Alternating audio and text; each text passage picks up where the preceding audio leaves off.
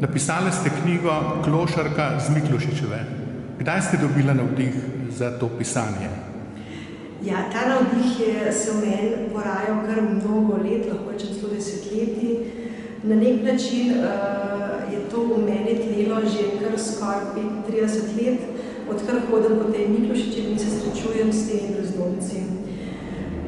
Mnogokrat me je težilo, ko sem videla te ljudi, ki so stari tam ob ulici, na nek način v vsakih vremenskih razmerah. Smilili so se mi in sama svojega obnašanja nisem razumela. Mnogokrat sem šla mimo njih, brez da bi jih pogledala, mnogokrat sem se ustavila, ampak vseeno me je še velikokrat bremenilo, da nisem storila dovolj. Potem sem se tudi z drugimi ljudmi večkrat pogovarjala, kako pa oni pristopajo, in sem dobila različne odzive. Kakšni so rekli, nima jim smisla za pijačo dajati, hrano že dobijo, tudi dobila sem nasvet, pa dajla dobrodelne organizacije, bojo oni poskrbeli za njih. Res sem to naredila, pa vendar me te stvari niso zadovoljile. Nekako potem se je v meni to malo prelomilo, ko sem se odločila, da pač nekaj moram tudi sama narediti in sem se v teh brezdomcih začela ustavljati oziroma jih pogledala v oči in jih podala. Velikokrat sem dobila potem roko in sem jih pozdravila. Moram priznati, da sem takrat stopila osebno en velik korak naprej, ker sem videla, da me taka stvar potem zadovolji v tem smislu, da sem nekaj storila. No, ta knjiga ima v bistvu resnično zgodbo, ime je pa izmišljeno. Tako je. Knjiga je zbirka, je zgodba resničnih dogodkov, literarno obdelana. Knjiga je postavljena v malo pretekli čas, ravno zaradi tega, da ne bi kakšen brezdomcev ne prepoznal, da ne bi bil preveč, se zdel, da bi bil preveč opleten. Nekako se mi je zdelo, da opisati zgodbo enega brezdomca bi bilo zelo verodostojno in zelo pričevansko, to bi verjetno lahko naredila, na zadnje sem tudi nekaj stikov z njimi že navezala, ampak zdelo se mi nepravično opisati zgodbo samo enega človeka. In v tej knjigi, Klošarka z Miklošičeve, je opisanih več resničnih dogodkov. Gre od razpada zakona, gre od varanja, gre od pijančevanja, gre od lažnivega pričanja, zaradi katerega potem ta glavna junakinja tudi izgubi sina, in na nek način je to tisti potem glavni povod, da ona začne v življenju stopati navzdol. Vaša zgodba se konča srečno. Ja, res.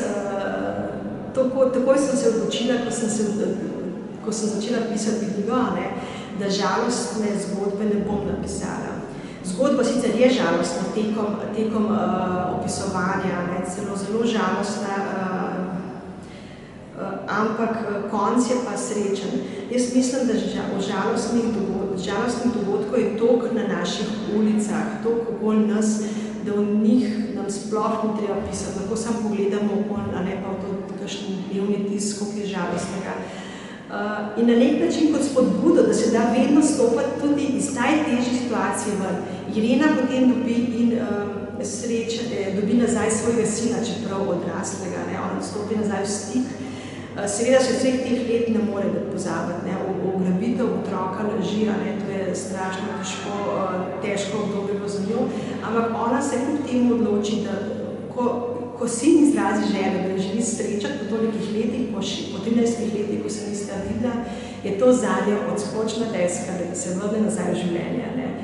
In kljub temu, da vmesna leta preživlja po izgubi službe, preživlja v avtobusnih čakalnicah, v vrtnih lopah, kljub temu, da da veliko težkega skosa, na koncu pristaja na ulici zato, ker želi konec tedna obiskovati svoja otroka v Mariboru, iz Ljubljane. Maribor mora priti, se pravi, nima za avtobusno vozovnico. Če danes to pretvorimo v denar, to je recimo avtobusna vozovnica Ljubljana-Maribor 30 €, pa želi upeljati tam na en sentič. Ona rabi na mesec 50 €. Ampak ta smisel, da bo ona spet nekako postala mati svojemu izgubljenemu sinu in hčerki, ki je tudi potem tam že študirala, jo žene naprej, da zmore stopiti na ulico.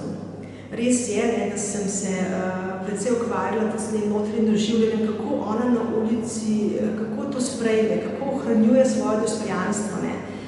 Mi ljudje, ki hodimo po Miklošičevi tako vsak dan, vidimo, da tudi brezdomci so različni. Tudi jaz sem imela izkušnjo, recimo, ko so kakšni opojni, kakšne težje stvari, ko se človek umakne od tega, ga postane strah, ampak videla sem, da samo ta želja po drugačnosti bo rešila in mene, da sem pristopila k njej, in Ireno, da stopi spet nazaj v življenje.